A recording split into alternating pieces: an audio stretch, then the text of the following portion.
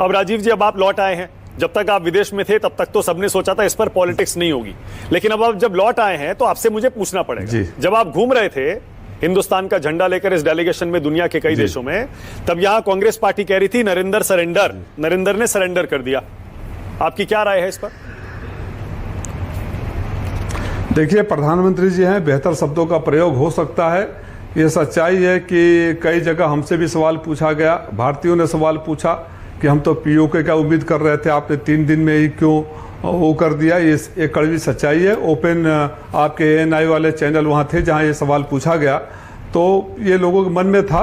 लेकिन मैं मानता हूँ, मैंने श्रद्धेय नेताजी से, चंद्रशेखर जी से, जनेश्वर मिश्रा जी से यही सीखा है संस्कार कि विरोध करने का भी तरीका सही होना चाहिए। चूंकि प्रधानमंत्री जी हैं, मैं क्यों कल रिटर्न दिया वहाँ प्रधानमंत्री जी को, कोई बात मैं ऐसा नहीं कहना चाहता है जिसको पाकिस्तान पिकअप करके अपने सोशल मीडिया पर दुष्प्रचार करे। ठीक है, ओके। एक सवाल और राजीव जी, मैं दोबारा कोशिश कर रहा हूँ, आपने बहुत सोच समझकर सवालों के जवाब दिए। कांग्रेस का और कुछ विपक्षी दलों का, खासतौर से कांग्रेस का आरोप यह है कि एक भी देश हमारे साथ खड़ा नहीं हुआ इस मुद्दे पर, हम अकेले अलग थलग पड़ गए। क्या आपको भी ऐसा लगता है राजीव जी? आप तो घूम कर आए हैं।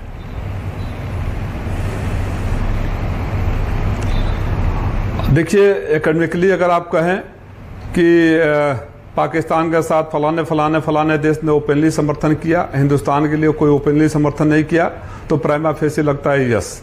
लेकिन जहां जहां हम गए, जब उनको कन्विंस किया, जब उनको बताया, तथ्य बताया, तो किसी ने ये नहीं कहा कि हम आपके खिलाफ हैं। चाहे देखो, जियो पोलिटिकल तरीके बदल गए हैं, हर देश का अपने किसी अन्य देश के साथ और भी रिश्ते हैं और भी संबंध है, इस बात को भी स्वीकार करना चाहिए। इसीलिए हमने कहा कि वो प्रक्रिया अगर लगातार जारी रहेगी तो ऐसा भी होगा कि आगे से इस तरह का किसी को सवाल उठाने का मौका भी न मिले। बहुत बढ़िया राजीव जी, बहुत बढ़िया, आपने बहुत सफाई से मेरे सारे सवालों के जवाब दिए। Thank you so much.